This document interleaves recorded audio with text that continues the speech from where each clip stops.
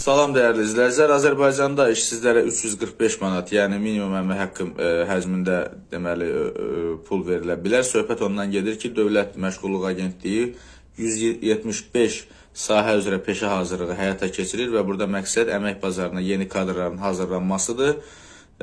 Deməli, peşə hazırlığı layihəsinə müraciət etmək istəyən şəxslər yaşadığı rayon üzrə regional məşğulluq filiallarına müraciət edə bilərlər. Kimsə orada sizə desə ki, yox, qəbul eləmirik filandır, nədir? Yəni bu videonu göstərin ki, yəni bu Məşğulluq Agentliyinin rəsmi açıqlamasıdır.